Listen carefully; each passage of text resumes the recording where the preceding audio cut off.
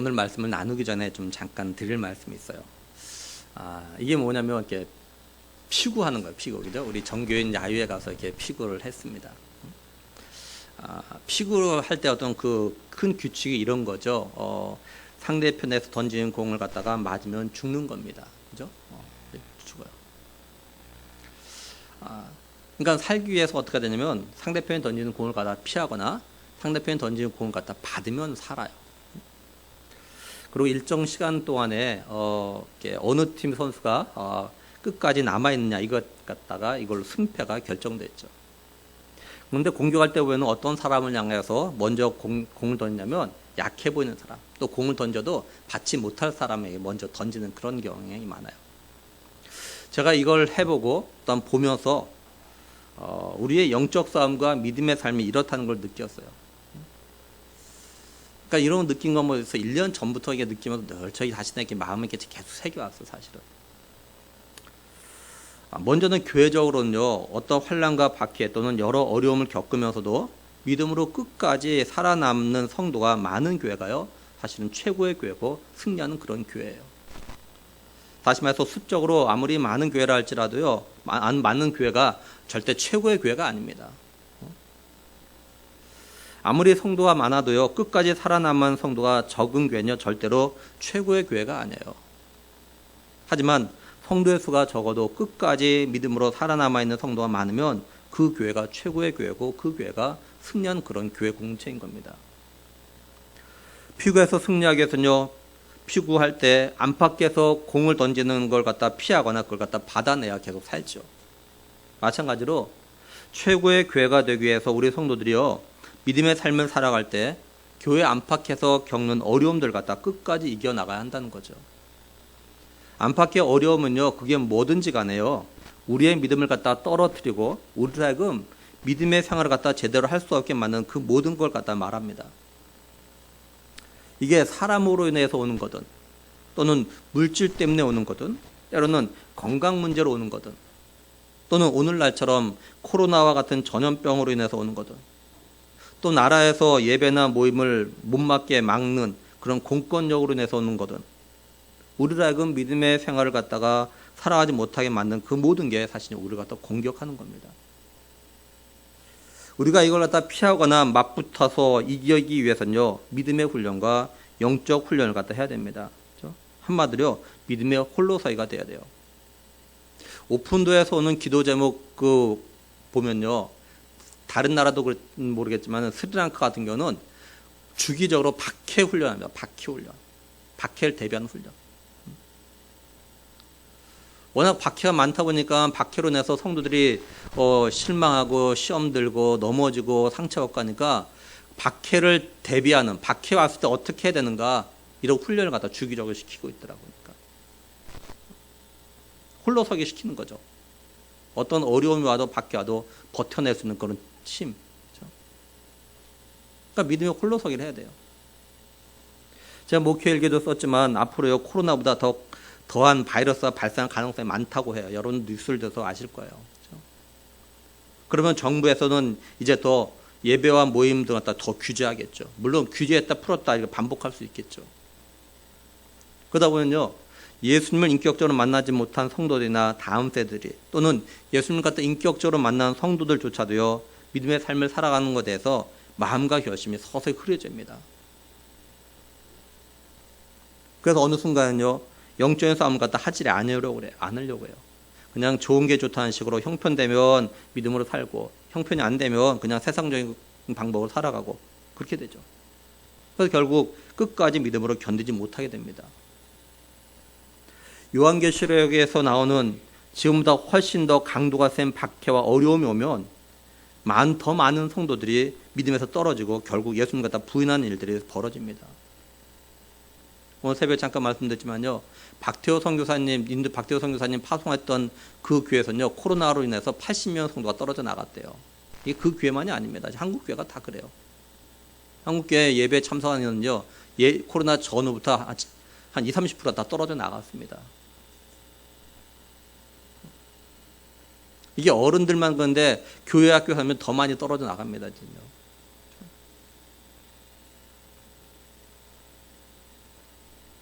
그래서 예수님께서 하신 말씀이 뭐냐면 끝까지 견디는 자는 구원을 받을 거라 하셨던 거예요. 끝까지 견디는 자. 많은 사람들이 끝까지 견디지 못한다는 거죠. 그러기 위해서는요, 이제 여러분들이 스스로가 자신의 믿음의 삶을 갖다가 살아가는 훈련 스스로가 해야 됩니다. 여러분 스스로가 매일 규칙적으로 성경 읽고 기도하고 말씀을 묵상하는 일을 갖다 해야 돼요. 그리고 여러분들이 읽은 말씀 가운데서 한두 가지를 갖다 자신의 삶에 적용하면서 실천하려고 노력을 해야 됩니다. 이제 시작입니다. 뉴스를 들으셔서 아시겠지만 바이러스 이게 시작이에요. 시작. 사실은 이제는. 앞으로 점점 더 교회에서 예배하고 또 성경 공부와 성도 교제가 이제 더 힘들어질 수 있습니다. 우리가 예수님 앞에 가는 그날까지 또는 예수님께 이 땅에 오시는 그날까지요, 우리는요 여러 안팎의 공격들 갖다가 어려움들 갖다가 피하기 위해서 또는 맞서 이겨 나가야 돼요. 제가 지금 드리는 말씀은 여러분 가볍게 듣지 마십시오. 절대 가볍게 듣지 마십시오. 꼭 여러분 마음에 새기십시오. 제가 하는 말. 그리고 여러분 스스로가 자신의 믿음을 세우려고 꼭 노력을 하셔야 됩니다. 지금처럼 공권력으로 어떤 이유에서든 예배와 모임을 갖다가 금지하거나 축소시키는 상황이 계속되면 누가 여러분들의 믿음을 갖다가 지켜주거나 세워줄 수가 없어요. 그리고 겨우 일주일에 한 번 예배 드는 걸로 자신의 믿음을 갖다 세울 수가 없습니다. 쉬운 예로 여러분 일주일에 밥 한 끼 먹은 거 그거 가지고 일주일 버틸 분 얼마나 되십니까? 아니 하루에 한 끼 식사한 거 가지고 하루 버틸 분 몇이나 되십니까? 하루는 되겠죠. 그냥 반복해 보십시오. 과연 몇 번 며칠이나 견딜 수 있겠습니까? 겨우 한 끼 식사한 거 가지고. 그렇죠? 일주일에 주일날 1시간 예배 드리는 거 가지고 여러분의 믿음을 갖다 지탱할 거라고 여러분 생각하지 마십시오. 그래가지고요, 여러분 이거보다 더 심한 박해나 어려우면요 절대 버티지 못합니다.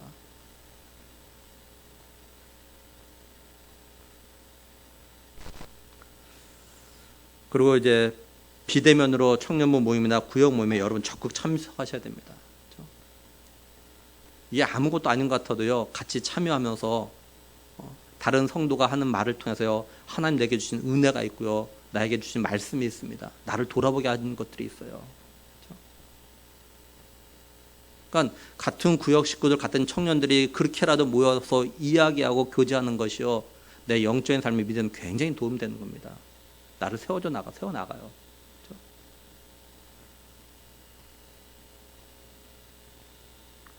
그러니까 어떻게든지 간에 내 스스로가 내 믿음을 갖다 지키려고 내 믿음을 세우려고 스스로가 노력을 해야 돼요. 그렇죠?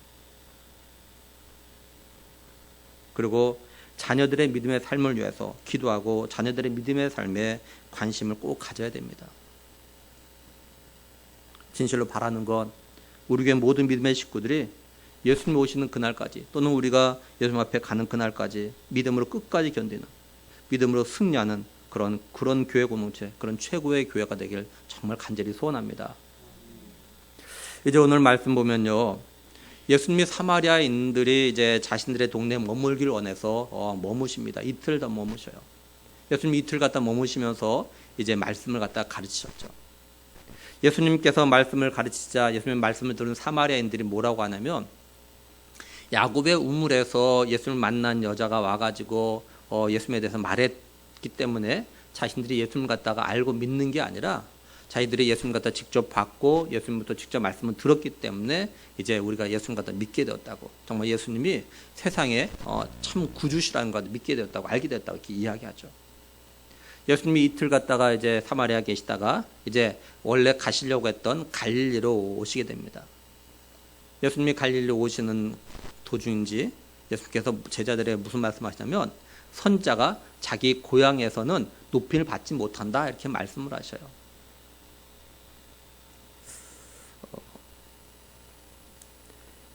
예수님께서 이제 이 말씀을 갖다가 이렇게 하셨는데 예수님에게 있어서 이제 고향이 어디냐면 갈릴리입니다.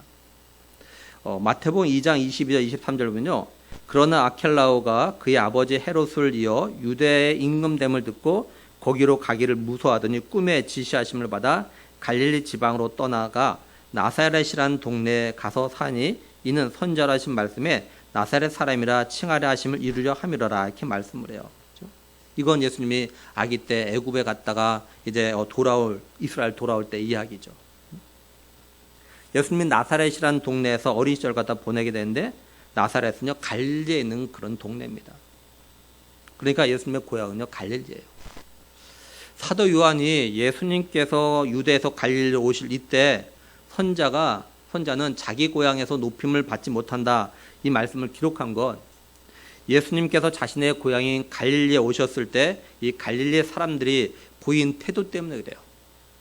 예수님의 고향 사람들이 어떻게 했냐면요. 45절에는 갈릴리의 이름에 갈릴리인들이 그를 영접하니 이는 자기들도 명절에 갔다가 예수께서 명절 중 예루살렘에서 하신 모든 일을 보았습니다라 이렇게 말씀을 해요. 그러니까 갈릴리 사람들이요. 갈릴리 출신 예수님께서 고향에 오시니까 환영해요. 근데 이 갈릴리 사람들이 예수님을 갖다가 환영하며 맞이한 이유가 뭐냐면요. 예수님이 메시아이기 때문이 아닙니다. 예수님이 명절 중에서 예루살렘에 하신 그런 모든 일들을 갖다 봤기 때문에 그래요. 예수님께서 명절 중 예루살렘에서 어떤 일을 하셨냐면요. 요한복음 2장 23절에 보면 6월절에 예수께서 예루살렘에 계시니 많은 사람이 그의 행하시는 표적을 보고 그의 이름을 믿었으나 이렇게 말씀을 해요. 결국 갈릴리 사람들이 예수님을 환영하고 맞이했던 뭐냐면 예루살렘에서 예수님께서 행한 표적을 갖다 봤기 때문이라는 거예요. 만약에 갈릴리 사람들이 예수님이 행하는 표적을 갖다 보지 못했다면 예수님을 갖다가 환영하지 않았다라는 거예요.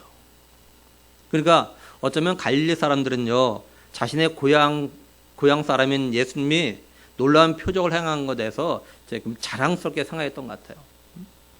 그래서 자신의 고향 사람인 예수님이 많은 사람들 앞에서 막 표적을 행하자 막 기분이 좋았고 또 그 예수님이 고향에 오니까 반갑게 맞아줬던 거예요. 쉽게 예를 들어 말하면 우리나라도 그럴 때가 그런 거 보잖아요. 자기네 고향 출신이 올림픽에서 뭐 금메달 따. 그러면 그 사람이 자기 고향에 오면 막 이렇게 환영하잖아요. 막 그 마을 전체가 그죠? 막 현수막 걸고 막 환영하잖아요. 그러니까 한마디로 갈릴리 사람들은 오로지 표적 때문에 예수님을 갖다가 환영했던 겁니다. 영접했어요. 근데 예수님은 자신의 고향 사람들이 자신을 그렇게 환영하는 것에 대해서 별로 달가워하지 않았습니다. 그래서 어떻게 하냐면 다시 갈릴리 가나로 이렇게 가셔요. 이 가나가 어디냐면 예수님께서 물로 포도주를 만든 첫 번째 표적을 갖다 행하신 그곳이에요. 근데 갈릴리 가나에서 약 42km 정도, 뭐 어떤 주석에서는 32km 하는데 어쨌든 32km, 40km 정도 내야 되는 이 거리에는 어디가 뭐가 있냐면요. 가버나움이 있어요. 갈릴리 바닷가 주변에 이렇게 낮은 쪽에 가버나움이라는 그런 동네가 있습니다. 근데 여기에 어떤 사람이 사냐면 왕의 신하가 있는데 이 아들이 죽을 병에 걸려요. 47절 마지막 보면은 그가 거의 죽게 되었습니다. 이렇게 말씀을 해요. 그러니까 왕의 신하의 아들은 이제 죽을 병에 걸렸어요. 이게 오늘 내일에 갑자기 생긴 건 아닌 것 같아 보면은 오랜 시간 동안에 병이 계속 더 심해진 그런 상황이에요. 그래서 그 죽음이 이제 거의 임박한 오늘이나 내일쯤 죽을지 모르는 이런 상황이 지금 된 겁니다. 그러니까 왕의 신하는 자신의 아들의 병을 갖다 낫게 해보려고 많은 수고를 했을 거예요. 여러 의사들을 갖다 찾아다녔을 겁니다. 그런데도 아들의 병은 나을 기미는 보이지 않냐고 점점 쇠약해져서 이제 죽음 임박한 상태에 이른 겁니다. 이런 때 왕의 신하가 한 소리를 듣는데 뭘 듣냐면 예수님께서 유대에서 갈릴리로 오셨다라는 갖다 소리가 듣게 되어집니다. 그래서 이 왕의 신하가 갈릴리 가나로 예수님을 갖다 찾아온 거예요. 가버나움은 말씀드린 대로 이게 갈릴리 바다에 있어요. 갈릴리 바다가 굉장히 해발고도가 낮습니다. 근데 이 가버나움이 근데 갈릴리 가나 어디에 있냐면 거기서 이제 비탈길로 언덕에 해발 한 400m 정도 올라야 되는 그런 산 중턱에 있어요. 그런 거리를 갖다가 그런 길로 해가지고 한 32km, 40km 갔다 와야 되는 그런 거리에 갈릴리 가나가 있는 겁니다. 근데 거기를 갖다가 이 왕의 신하가 한 걸음에 달려온 거예요. 그래서 이 신하가 예수님 갖다가 만나서 뭐라고 하냐면 47절에 그가 예수께서 유대로부터 갈릴리에 오셨다는 것을 갖다 듣고 가서 청하되 내려오셔서 내 아들의 병을 고쳐주소서 하니 그가 거의 죽게 되었습니다. 이렇게 말씀을 하죠. 그러니까 신하는 자신의 죽어가는 아들을 살리기 위해서 힘든 길을 갖다 마다하지 않냐고 예수님 갖다 찾아온 거예요. 이 신하는 굉장히 간절함을 가지고 그리고 이번 기회가 자신의 아들을 갖다 살릴 수 있는 마지막 기회라고 생각하고 왔을 거예요. 만약에 예수님께서 갈릴리 가나에 오시지 않았다면 그냥 유대에 계셨다면 이 신하는 자신의 아들을 갖다가 살릴 수 없다고 포기했을지 몰라요.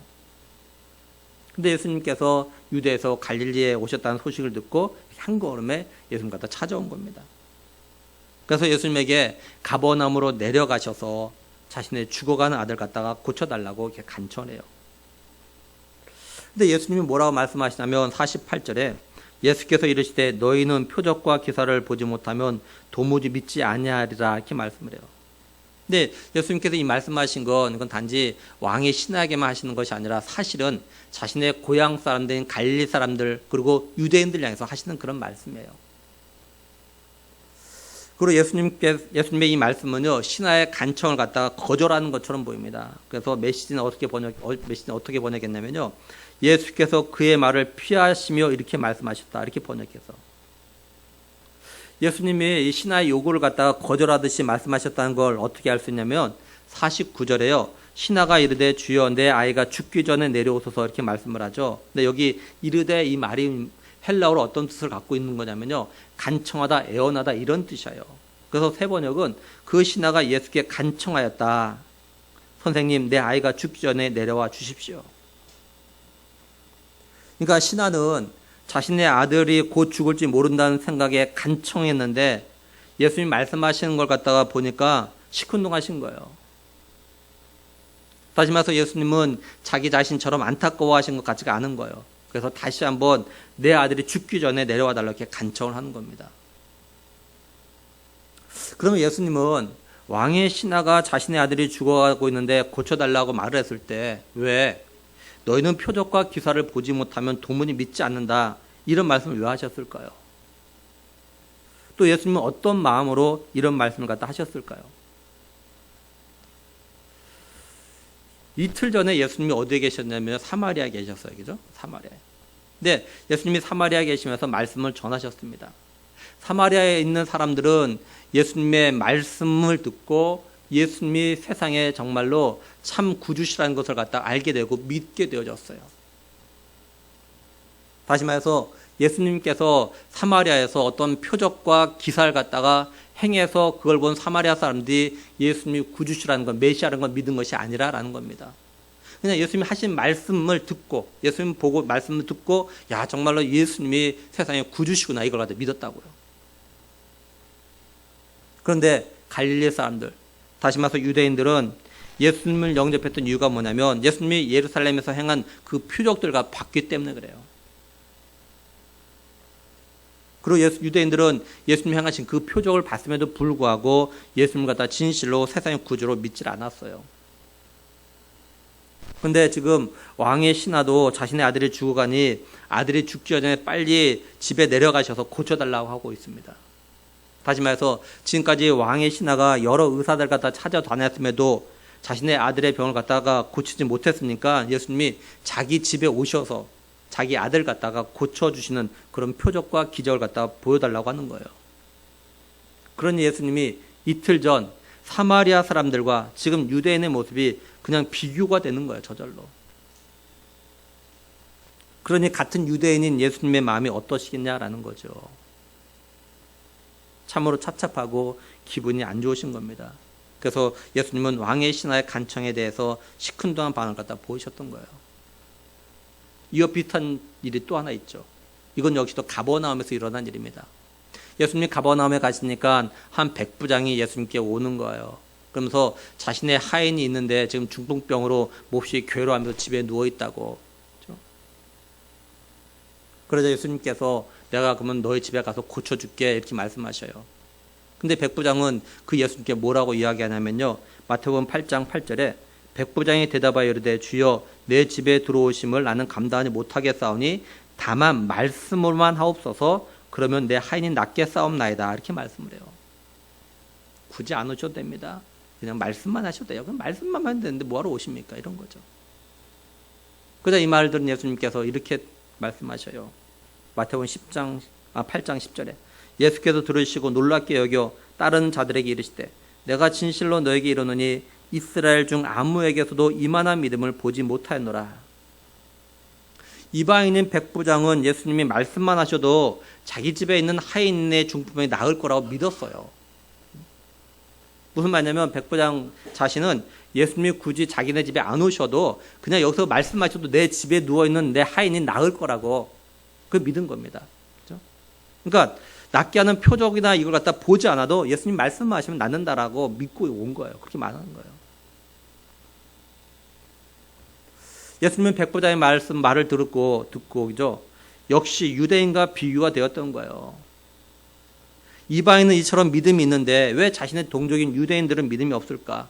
이런 안타까움과 찹찹함이 있으셨던 거죠. 그래서 이스라엘 중에는 이만한 믿음을 본 적이 없다 내가. 근데 사실 이런 모습과 이런 마음은 우리 부모들에게도 있습니다.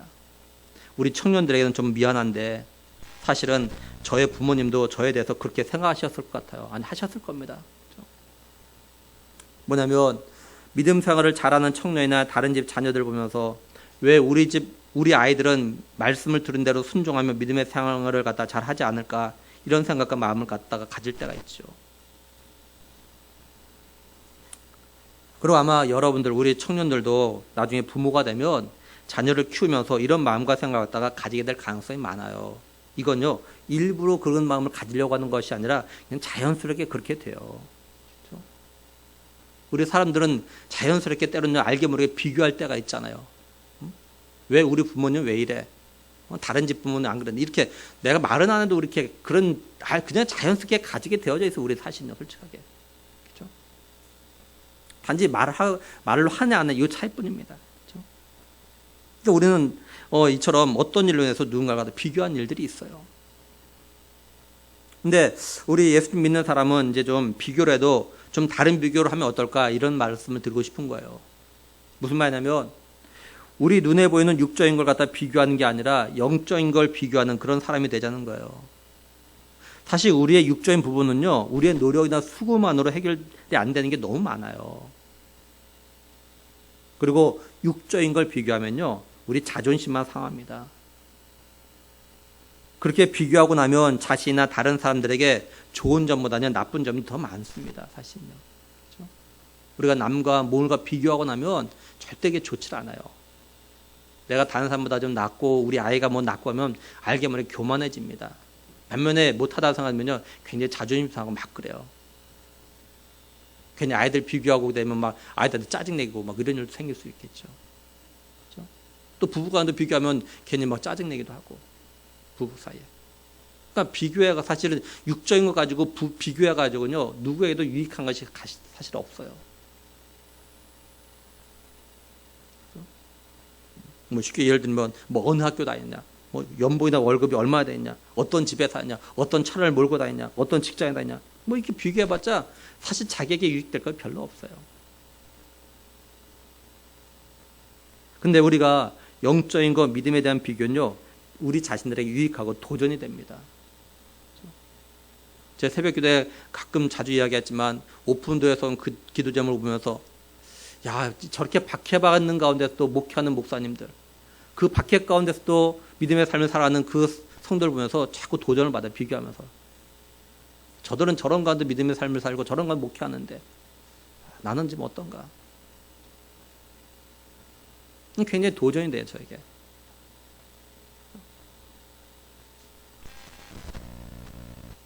자신의 영적인 삶, 믿음의 삶을 갖다 스스로 나보다 더 나은 사람과 비교하면서 자신을 돌아보면요 분명히 자신의 믿음의 삶과 영적인 삶에 유익합니다. 예수님은 자신의 동족인 유대인들이 믿음이 다시 말해서 영적인 부분이 사마리아 사람이나 이방인보다 못한 것에 대해서 마음이 슬프셨던 거예요. 예수님은 결코 육적인 부분을 비교하시면서 이것 때문에 속상해하신 것이 아닙니다. 우리가 예수님의 이런 마음을 갖다 좀 본받았으면 좋겠다라는 거예요. 근데 우리가 예수님의 이런 마음을 갖다 본받으려면 무엇보다도요 우리의 가치관과 관점이 좀 변해야 돼요. 진실로 예수 그리스도를 갖다가 자신의 구원자로 주인으로 영접한 성도는요 세상적인 가치관과 관점이 믿음의 가치관과 관점으로 좀 바뀌어야 됩니다. 만약에 우리의 가치관이나 관점이 바뀌지 않으면요, 예수님의 이런 마음을 갖다 절대로 본받을 수가 없고요, 예수님의 이런 안타까워하는 걸 갖다 이해할 수가 없어요. 근데 정말로 안타까운 건 오늘날 많은 그리스도인들의 가치관과 관점이 아직도 여전히 세상적이라는 거죠. 아직도 여전히 육적인 삶이 믿음의 삶보다 우선이라는 거예요. 그런데 더 안타까운 건 자신의 육적인 가치관과 관점이 또 우선인 삶이 문제라는 걸 아직도 깨닫지 못하고 있다는 거죠. 또한 이걸 갖다가 알고 있음에도 고칠 생각과 노력을 갖다 별로 하지 않는다는 거예요. 예수님이 하신 말씀을 갖다 다시 잘 보면 너희는 표적과 기사를 보지 못하면 도무지 믿지 아니하리라 이렇게 하시죠. 여기서 강조하고 있는 단어가 뭐냐면요, 도무지입니다. 도무지. 이 말에 담긴 의미는 뭐냐면 지금까지도 유대인들이 이래 왔는데 아직까지도 변하지 않고 있다, 이 말입니다. 이게. 다시 말해서 지금까지 표적과 기사를 보지 못하면 믿지 않았는데 아직도 이러고 있다는 거예요. 이제는 좀 변할 때가 되었는데 아직도 표적과 기사를 보지 않고도 믿을 때가 되었는데 아직도 표적과 기사를 봐야만 믿는다는 거예요. 예수님 이게 너무나도 속상하고 이해할 수 없다는 거예요. 히브리서 기자도 이와 비슷한 말을 했죠. 히브리서 5장 12절 보면요, 때가 오래되었으므로 너희가 마땅히 선생이 되었을 터인데 너희가 다시 하나님의 말씀의 초보에 대하여 누구에게서 가르침을 받아야 할 처지니 단단한 음식은 못 먹고 젖이나 먹어야 할 자가 되었도다, 이렇게 말씀을 해요. 교회 나온 지 그렇게 오래되었고 그렇게 오랫동안 말씀을 듣고 배웠으면 이제는 하나님이 어떤 분인지를 갖다 알았을 텐데, 그렇다면 좀 변하고 달라져야 되는데 여전히 아직도 교회 나온 지 얼마 안 된 사람처럼, 말씀을 안 배운 사람처럼 행동을 한다라는 거죠. 근데도 안타까운 건 자신의 이런 모습에 대해서 전혀 부끄러워하지 않거나 이런 모습에 대해서 벗어나겠다는 생각을 갖다 별로 가지지 않는다는 거예요. 한마디로 아직도 믿음의 삶, 영적인 삶에 별로 관심이 없다는 거죠. 우리의 가치관과 관점이 변하면 예수님이 지금 왕의 신하의 말을 듣고 너는 표적과 기사를 보지 못하면 도무지 믿지 아니하리라 하시면서 왕의 신하의 요청에 대해서 시큰둥한 반응을 보였던 것이 이해할 수가 있어요. 이제 예수님은 왕의 신하의 간청을 들으시고 뭐라고 하시냐면 50절 보면요, 예수께서 이르시되 가라 내 아들이 살아있다 하시니 그 사람이 예수께서 하신 말씀을 믿고 가더니, 이렇게 말씀을 해요. 예수님은 왕의 신하가 원하는 대로 같이 가버나움으로 내려가지 않으십니다. 대신에 왕의 신하에게 혼자 가라고 하십니다. 그러면서 아들이 살아있다, 그러니까 가라라고 하셔요. 왕의 신하는 자신이 원한 건 예수님이 함께 자신과 가셔가지고 가시는 겁니다. 그렇죠? 가버나움에 자기 집에. 근데 예수님은 함께 가지 않냐고 그냥 네 아들이 살아있다, 그러니까 가라. 왕의 신하는 예수님이 하신 말씀 믿고 자기 집을 향해 가요. 그러니까 왕의 신하는요, 자신의 아들이 거의 죽을 병에서 살아난 걸 봤거나 또는 자신의 집에서 누군가 와가지고 아들이 살았다는 이 말을 듣고 간 것이 아니에요. 그냥 예수님이 네 아들이 살았다 하니까 그 말을 듣고 그냥 간 겁니다. 믿고. 다시 말하면 왕의 신하는 아들이 살아있다는 어떤 표적을 보고 집으로 돌아간 게 아닙니다. 그냥 예수님의 말씀을 믿고 간 거예요. 그렇다고 왕의 신하가 예수님이 메시아라는 걸 믿었다는 것이 아닙니다. 이제 예수님의 말씀만 믿고 집으로 내려간 도중에 자기의 종을 갖다 만나게 돼요. 그자 왕의 신하의 종들이 왕의 신하에게 아이가 살아있다 이렇게 말합니다. 왕의 신하는 자신의 아들이 살아있다는 말을 듣고 제일 먼저 떠오르는 게 뭐였냐면요, 거의 죽어가던 아들이 언제 살아나기 시작했을까. 다시 말해서 자신의 아들이 살아있다는 말보다는 이 아들이 언제 살아났는지 그 시점이 궁금합니다. 궁금해요, 이거에 대해서. 그러니까 왕의 신하는 자신의 아들이 살아있다는 말을 듣고 그 아들이 살아난 게 예수님이 네 아들이 살아있다며 예수님이 살려주신 건지, 아니면 지금까지 약을 먹고 그랬는데 그 효력이 이제 나타난 건지, 이게 궁금했던 것 같아요. 그래서 52절 보면 그 낫기 시작한 때를 물은즉 이렇게 말씀합니다. 언제 낫기 시작했어? 묻는 거죠. 그러자 종들이 어제 7시에 열기가 떨어졌다고 말합니다. 대답해요. 종들의 대답을 들은 왕의 신하가 어떻게 하냐면 53절에 그의 아버지가 예수께서 내 아들이 살아있다 말씀하신 그때인 줄 알고 이렇게 말씀하죠. 그러니까 왕의 신하는요, 종들의 말을 듣고 그 7시를 생각해 보니까 자신이 예수님을 찾아가서 아들이 죽어가고 있으니까 가버나움에 내려오셔가지고 좀 아들을 갖다 살려달라고 간청했던 그때라는 걸 알게 되는 겁니다. 왕의 신하는 이걸 통해서 예수님이 어떤 분이신지 또 예수님 메시아라는 걸 갖다가 믿기로 결심을 하게 되네요. 그런데 왕의 신하는요, 자신만 예수님을 갖다 믿은 게 아닙니다. 53절 계속해서 보면 자기와 그 온 집안이 다 믿으니라 이렇게 말씀을 해요. 이 일을 통해서 왕의 신하는요, 자기는 물론이고 자신의 온 집안이 다 예수님을 갖다 믿게 되었어요. 여기서 한 가정의 아버지 또는 가정의 영적 가장이 좀 눈여겨봐야 될 것이 있습니다. 53절을 갖다 다시 잘 보면 그의 아버지가 예수께서 내 아들이 살아있다 말씀하신 그때인 줄 알고 자기와 그 온 집안이 다 믿으니라 이렇게 말씀을 해요. 여기서 주목해야 되는 단어는 뭐냐면 아버지입니다. 아버지. 사도 요한은요, 지금까지 왕의 신하라고 표현을 했어요. 46절 중반절에요, 왕의 신하가 있어. 그리고 49절에 신하가 이르되, 그런데 53절에서는 아버지 이렇게 표현합니다. 아버지. 죽어가는 아들 둔 아버지가 어땠냐? 아들을 살리기 위해서 가버나움에서 가나까지 온 거예요. 그리고 예수님을 만나러 간 시간이 7시, 그러니까 우리 시간으로 오후 1시입니다. 사마리아 여자가 야곱의 우물에 물을 기르러 간 때가 6시였죠. 정오, 가장 뜨거운 때. 이 여자는 사람들 만나기 싫어가지고 일부러 그 시간에 간 거예요. 하지만 죽어가는 아들을 둔 아버지는 역시 가장 뜨거운 시간에 포함되는 7시, 오후 1시에 예수님 갖다 찾아가서 자기 아들 갖다 살려달라고 간청했어요. 그리고 아들이 살아있다는 말을 듣고 다시 말해서 예수님께서 아들을 살려주셨다는 걸 확인하고는 자신은 물론이고 자신의 온 가족도 예수님 갖다 믿도록 해요. 아버지는 아들의 육적인 것만 살리려고 최선을 다한 게 아니라 아들의 영적인 것도 살리려고 노력을 했고 또한 가족의 영혼을 살리려고 노력을 했어요. 이와 비슷한 사건이 사도행전에 또 나옵니다. 바울과 실라가 빌립보에서 이제 점치는 귀신 들린 여종을 갖다가 고쳐줘요. 그자 여종의 이 주인들은 자신들의 수익의 소망이 끊어진 걸 알고 바울과 실라를 갖다 고발합니다. 그래서 바울과 실라가 매를 맞고 감옥에 들어가요. 근데 바울과 실라가 감옥에서 기도하고 찬송을 부릅니다. 그저 어떤 일이 생기냐면 지진이 나가지고 이제 옥토가 움직입니다. 그리고 문들이 열려요. 뿐만 아니라 거기에 있는 죄수들 갖다 묶었던 것이 다 풀어집니다.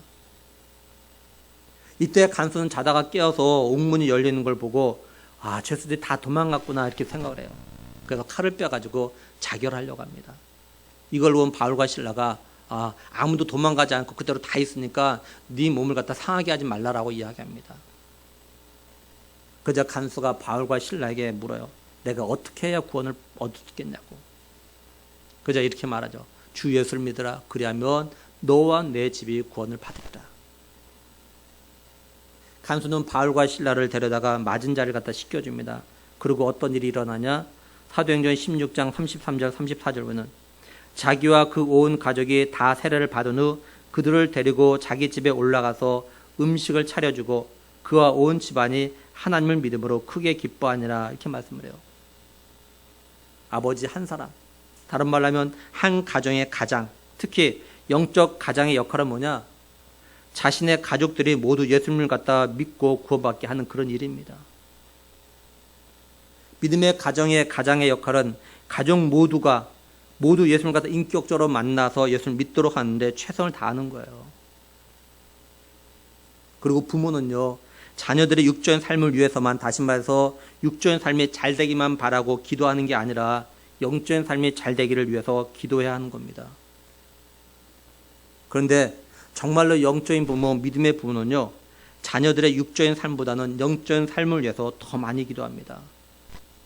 그리고 육적인 삶보다는 영적인 삶에 더 많은 관심을 가지고 더 간절하게 기도해요. 그러니까 우리 부모들, 가장들은요, 자신이 자녀들을 위해서 어떤 기도를 갖다 더 많이 하는가, 또 어떤 기도를 할 때 더 간절하게 기도하는가 이걸 보면요, 자신이 영적인 부모인지 육적인 부모인지 스스로 알게 됩니다. 그리고 한 가정의 가장은 꼭 아버지 남편을 말하는 건 아닙니다. 쉽게 말해서 오늘날 보면 아버지나 남편이 아닌 어머니나 아내가 가정의 경제적인 걸 갖다 책임지는 가정들이 늘어나고 있죠. 이건 영적인 면에서도 마찬가지예요. 한 가정의 영적 가장은 꼭 아버지나 남편이 아닐 수 있어요. 어머니나 아내일 수 있습니다. 또 어떤 가정은 자녀가 그 가정의 영적 가장일 수 있어요.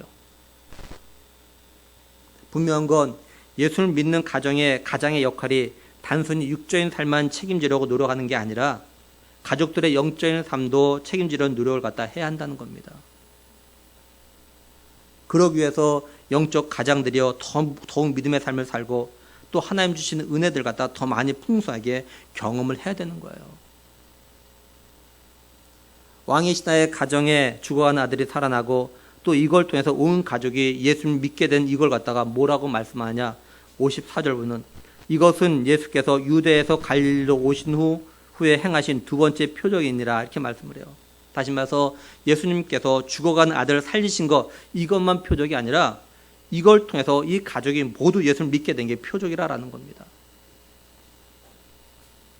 요한복음 2장 11절 보면요, 예수께서 이 첫 표적을 갈릴리 가나에서 행하여 그의 영광을 나타내심에 제자들이 그를 믿으니라 이렇게 말씀을 하죠. 46절에서 말씀하듯이 예수님이 물로 포도주를 만드는 그런 표적을 갖다 행하셨어요.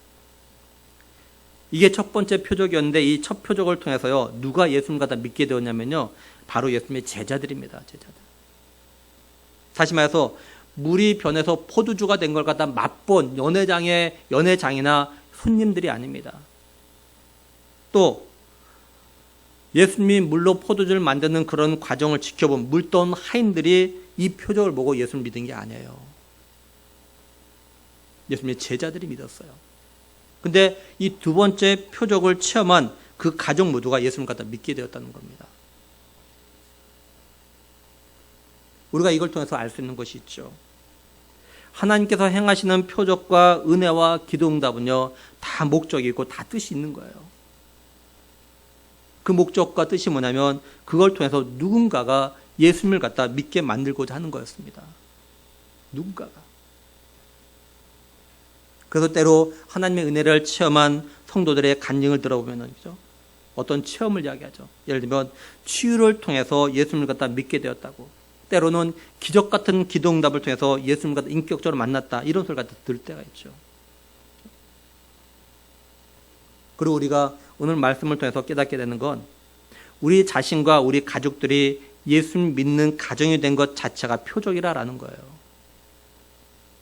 우리의 삶의 문제가 해결되어지고 병든 몸이 낫고 어려움들이 해결되는 것, 이것만이 표적이 아니라 우리들이 예수님 믿게 되었다는 것, 이것 자체가 표적이에요. 이 표적이라는 단어가 어떤 의미를 가지고 있는 단어냐면요, 계시적인 것으로 하나님으로부터 전에는 감추어져 있는 이런 것들이 드러날 때 사용되는 단어가 이 표적입니다. 감춰졌던 게 드러나는 것, 그걸 통해서.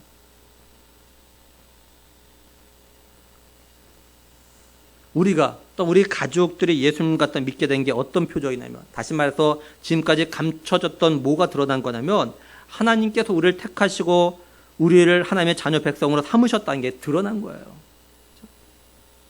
우리가 예수님 갖다가 믿기 전에는 하나님이 우리를 갖다가 하나님의 자녀로 택하셨다는 걸 몰랐어요, 이때는요. 그러나 우리가 예수님을 갖다가 믿음으로 인해서, 다시 말해서 우리가 예수님을 갖다가 인격적으로 만나고 예수님을 갖다가 우리 자신의 구원자로 믿고 영접함으로 인해서 하나님께서 나를 갖다 택하시고 부르시고 하나님의 자녀 백성 삼으셨다는 것 갖다가 알게 된 거죠. 이게 드러났어요, 이게. 그래서 우리가 예수님을 믿게 된 게 하나의 표적인 겁니다. 쉽게 말해서 나 같은 사람이 예수님을 갖다 믿게 되었다는 그 자체가 표적이고 이적인 거예요. 그렇죠? 나 같은 사람이 예수님을 믿었다는 게. 그렇죠? 왜냐하면 이건 우리의 힘이나 노력으로 되는 게 아니라 오로지 하나님의 은혜로 되는 거기 때문에 그렇습니다. 하나님께서 우리에게 은혜로 믿음을 주셨기 때문에 우리가 그 믿음으로 예수님을 갖다 믿게 된 거기 때문에 그래요. 그러니까 진실로 예수 그리스도를 갖다 인격적으로 만난 성도들은요, 그 어떤 표적보다도 놀라운 표적들과 사실 다 가지고 있는 거예요. 이런 표적을 가진 성도는요, 늘 하나님의 은혜를 갖다 기억하면서 자신의 주변 사람들에게, 가족들에게, 친구들과 이웃들에게도 이런 표적을 갖다 체험하도록 기도하며 전도해야 되는 거죠. 하나님께서 먼저 우리에게 이런 표적을 갖다 체험하게 하신 이유와 목적은 표적을 체험한 나를 통해서 또 다른 사람들이 하나님이 행하시는 그런 표적을 체험하고 예수님을 갖다 믿도록 하기 위해서인 겁니다. 우리가 비록 육적인 표적은 없을지 몰라도 영적인 표적을 갖다 가졌기 때문에 이 표적을 통해서 예수 그리스도를 갖다 전한 삶을 갖다가 살아야 한다라는 거죠. 그러므로 간절히 바라기는 하나님께서 우리를 갖다가 사랑하셔서 예수 그리스도를 갖다가 보내주셨고 또 우리에게 은혜를 갖다 베푸셔서 믿음으로 예수 그리스도를 믿을 수 있는 그런 표적을 주심에 대해서 감사하는 우리가 되길 원합니다.